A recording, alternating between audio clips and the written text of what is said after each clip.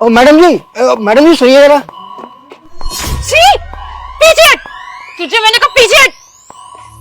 तूने मुझे छुआ कैसे? तेरी इतनी हिम्मत कि तूने मुझे टच किया? बुढ़े कहीं के, बुढ़ा हो गया है, लेकिन फिर भी इस उम्र में लड़कियों को छेड़ता है। शर्म नहीं आती तुझे? वो क्या है ना मैडम कि ये पैसे मुझे पीछे सड़क पर गिरे हुए मिले थे। आप आगे जा रहे थे तो मैंने सोचा आपके होंगे। आप देख लीजिए, शायद आपके पैसे गिरे हुए हैं। ये पैसे तुझे कहाँ मिले? हाँ? अच्छा, अब समझ में आया। तू लड़कियों को छेड़ने के साथ साथ चोरी भी करता है।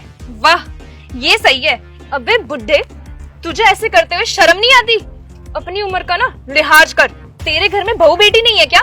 पैसे भी चोरी करता है और लड़कियों को भी छेड़ता है। साले रुक, तेरी तो मैं पुलिस में कंप्लेन करूंगी। और एक मिनट, मैं अपना पर्स चेक कर लूं। चलो शुक्र है, मेरा फोन तो है। अब चुपचाप से यहाँ से निकल जा, नहीं तो तेरी टांगे तोड़ दूंगी। मैडम जी, एक तो मैंने आपकी मदद की, सड़क पर गिरे हुए पैसे उठाकर आपको दिए, ऊपर से आप मुझसे बुरा भला बोल रही हैं। मैं तो सोच रहा था आप मेरी कुछ मदद करेंगी, इनाम देंगी मुझे। 100-200 रुपए दे दीजिए ना, मैं कुछ खा लूंगा।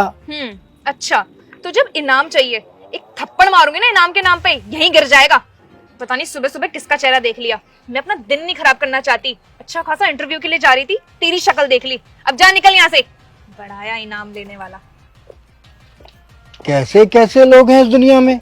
एक तो मैंने मदद की, गिरे हुए पैसे उठा कर दिए, ऊपर से मुझे भला बुरा कह रही है।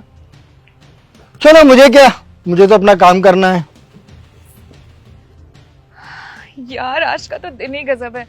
जॉब लगने से पहले ही सैलरी मिल गई। बेटा रुकना था, बात सुनो। क्या हुआ अंकल जी, आप इतने हाँफ क्यों रहे हैं? वो बेटा ना, वो क्या था कि पीछे ना ये पैसे गिरे हुए मिले हैं मुझे, तो मैंने सोचा कि तुम ही आगे जा रहे हो तो तुम्हारे ही होंगे, तो बेटा जरा देख लो, ये तुम्हारे पैसे हैं तो ले लो। अरे नहीं अंकल जी, मेरे पैसे नहीं है ये। मेरे पास इतने पैसे कहाँ से आएंगे? किसी और के होंगे। अरे बेटा, तुम्हारे सिवा यहाँ से कोई नहीं गुजरा है, ये जरूर तुम्हारे ही पैसे होंगे, देख लो बेटा ध्यान से। अंकल जी मैंने आपसे कहा ना, ये मेरे पैसे नहीं है। मेरे पास इतने पैसे कहाँ से आएंगे? मेरे पास तो 200-250 रुपये है, और ये तो 500 के नोट हैं। ये मेरे नहीं है। आप एक काम कीजिए, आप रख लीजिए। अच्छा बेटा, ये पैसे तुम्हारे नहीं है तो क्या मैं रख लूँ अपने पास? बिल्कुल अंकल जी, जायज़ सी बात है। अगर आपको ये पैसे मिले हैं तो ये पैसे आपके ही हुए ना, आप रख लीजिए इन्हें। वैसे मैं हैरान हूँ कि तुम्हारे जैसे लोग भी इस दुनिया में इतने सारे, करीब 8-10 हजार रुपये होंगे, और ये पैसे मैं तुम्हें कह रहा हूँ कि तुम्हारे गिरे हैं और तुम मना कर रहे हो। अगर तुम्हारी जगह कोई और होता तो कहता कि हाँ मेरे ही हैं और रख लेता। तो बेटा क्या इतने सारे पैसे देखकर तुम्हारी नीयत नहीं फिसली? अंकल जी मेरे पिताजी ने ऐसे संस्कार नहीं दिए हैं मुझे, और वैसे भी जो पैसे मेरे है ही नहीं, तो उन पैसों को मैं कैसे बोल सकता हूँ कि ये मेरे पैसे हैं? ऊपर वाला सब देख रहा है। आप एक काम कीजिए, ये पैसे आपको मिले तो आप रख लीजिए, आपके काम आएंगे ये पैसे। चलिए अंकल जी मैं चलता हूँ, मैं इंटरव्यू के लिए लेट हो रहा हूँ। वाह बेटा, बहुत अच्छे संस्कार दिए हैं तुम्हारे माता पिता ने। तो मैं भगवान से प्रार्थना करता हूँ कि तुम्हारी हर मनोकामना पूरी होगी। थैंक यू अंकल जी।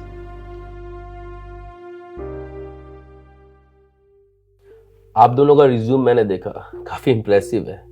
अगर आपको ये जॉब चाहिए तो आप लोगों को हमारी एक डिमांड पूरी करनी होगी। डिमांड? कैसी डिमांड सर? हाँ सर, बताइए कैसी डिमांड? आप लोगों को 10,000 रुपये कैश देने होंगे अगर आपको ये जॉब चाहिए तो। 10,000 रुपये? सॉरी सर, बट आपने एडवर्टाइजमेंट में ऐसा कुछ नहीं लिखा था कि जॉब चाहिए तो 10,000 रुपये लाने होंगे। मुझे कुछ समझ में नहीं आ रहा है सर, क्या कहना चाह रहे हैं आप? हाँ सर, ऐसी तो कोई टर्म एंड कंडीशन थी ही नहीं, फिर अचानक से ये 10,000, आई मीन कैसे? ठीक है, बट ये हिडन पॉलिसी थी हमारी कंपनी की। हमने शो नहीं किया था कि इस जॉब को पाने के लिए आपको 10,000 रुपये देने होंगे, पर अब मैंने आपके सामने पूरी बात खुल के रख दी है। अगर आपको ये जॉब चाहिए तो 10,000 देने होंगे। और सोच लीजिए, वैसे भी आज के इस महंगाई भरे दौर में अच्छी जॉब मिलना आसान काम नहीं है, और इस जॉब की स्टार्टिंग ही 50,000 से है। तो आप खुद सोचिए कि आपका फ्यूचर कहाँ जाएगा। सर बात तो आप सही कह रहे हैं, बट आप ही बताइए ना, मेरे पास 10,000 रुपये कहाँ से आएंगे? मैं तो खुद यहाँ पर जॉब के लिए इंटरव्यू देने के लिए आया हूँ। मेरे पास तो 500 रुपये भी नहीं है इस समय। एक मिनट सर, मेरे पास 10,000 रुपये हैं। एक मिनट,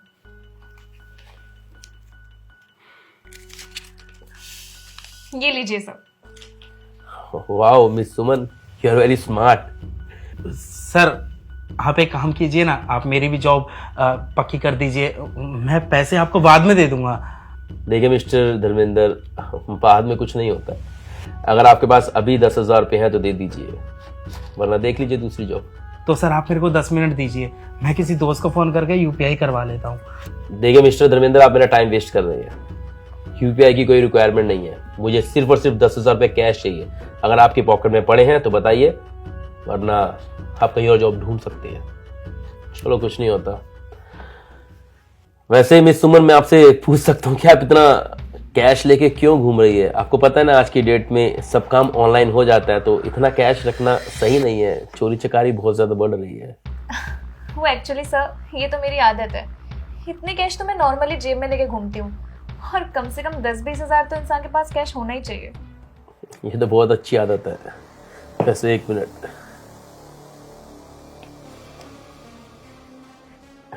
जी सर, ओके। मिस सुमन, मेरी हमारे मेन बॉस से बात हुई है।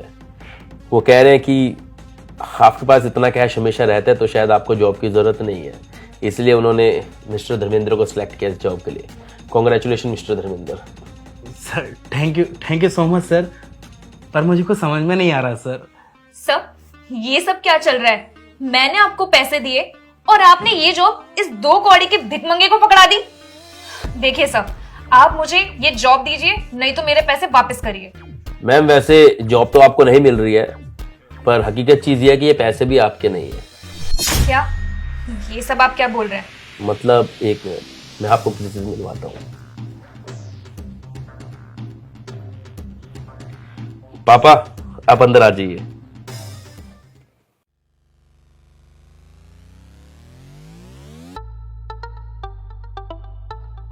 इनसे मिलिए, ये है मेरे फादर और इस कंपनी के असली बॉस। एक्चुअली यहाँ आने से पहले ये आपका एक छोटा सा टेस्ट ले रहे थे, ईमानदारी का टेस्ट, जिसमें आप दोनों फेल हो गए। ये बुड्ढा यहाँ पे क्या कर रहा है? ये तो झाड़ू लगाता है ना? अरे ये अंकल तो मुझे सुबह मिले थे। इसका मतलब ये बुड्ढा फ्रॉड है, इसने मेरे साथ धोखा किया। मैंने आपको कोई धोखा नहीं दिया, धोखा तो आपने हमें दिया है। जो पैसे आपके नहीं थे उसको भी कह दिया वाह आपके पैसे हैं, वाह, और अपने पैसे लिए और यहाँ आ गई। हम तो सिर्फ आपकी ईमानदारी का टेस्ट ले रहे थे। अरे आपके अंदर ईमानदारी तो क्या, इंसानियत भी नहीं है, और इसीलिए हमने धर्मेंद्र को सिलेक्ट किया है, आपको नहीं, क्योंकि आपके अंदर इंसानियत बिल्कुल भी नहीं है। तो अब आप लोगों को समझ आया? मिस सुमन, एक्चुअली मेरे फादर झाड़ू वाला इसलिए बने थे ताकि आप दोनों की ईमानदारी का टेस्ट ले सके। हमारे यहाँ से लाखों करोड़ों के टेंडर पास होते हैं, एक हल्की सी बेईमानी की वजह से इस कंपनी को करोड़ों का नुकसान हो सकता है, तो इसलिए आपका टेस्ट लेना जरूरी था। और थोड़े से पैसे के लिए आपने अपनी ईमानदारी खो दी, इवन आप तो इंसानियत भी खो बैठी थी। आपने ये भी नहीं देखा कि एक बुजुर्ग के साथ में कैसे व्यवहार करना है, इसीलिए हम आपको ये जॉब नहीं दे सकते हैं और हमने धर्मेंद्र जी को सिलेक्ट किया है। आप दूसरी जॉब ढूंढ लीजिए। लेकिन सर, ये ऐसे कैसे? देखिए, मैंने इस जॉब के लिए बहुत मेहनत की है, इवन आपने तो मेरा इंटरव्यू भी नहीं लिया। सर प्लीज मुझे एक मौका दीजिए, मैं आपको डिसअपॉइंट नहीं करूंगी। ठीक है, मैं आपकी रिस्पेक्ट करता हूँ, आपने मेहनत करी होगी इस जॉब को पाने के लिए, लेकिन हमने आपको बोला ना कि हमारे लिए ईमानदारी बहुत इंपॉर्टेंट है, वहाँ पे आप चूक गई हैं। एक काम कीजिए, आप फ्यूचर में दोबारा अप्लाई करना जब हमारे को रिक्वायरमेंट होगी, अभी आप जा सकती हैं। सर प्लीज ऐसा मत करिए। देखिए, मैं बहुत उम्मीद के साथ यहाँ पे आई थी। मैंने आपको बोला ना सुमन जी, थोड़े दिन में हमारी दोबारा रिक्वायरमेंट निकलेगी, पहले आप ईमानदारी के लाइसेंस सीखिए, फिर दोबारा अप्लाई करना। तो दोस्तों, इस वीडियो के अंदर हमने ये दिखाने की कोशिश की है कि इंसान के अंदर ईमानदारी बहुत इंपॉर्टेंट चीज़ है। अगर आप अपनी ईमानदारी लूज कर देंगे तो आप फ्यूचर में कभी आगे नहीं बढ़ सकते हैं। तो ईमानदारी रखना बहुत ज़्यादा ज़रूरी है, ये आपको लाइफ में हमेशा मदद करेगा आगे बढ़ने में। बाकी हम ऐसी मोटिवेशनल वीडियोस बनाते रहेंगे। हमारे वीडियो को वीडियो को शेयर ज़रूर करना और हमें इंस्टाग्राम पे फॉलो कर लीजिए। मेरी आईडी है विनय शर्मा 989। बाकी हम ऐसी वीडियोस बनाते रहेंगे। मिलते अगले में, तब तक bye bye, take care, love you all.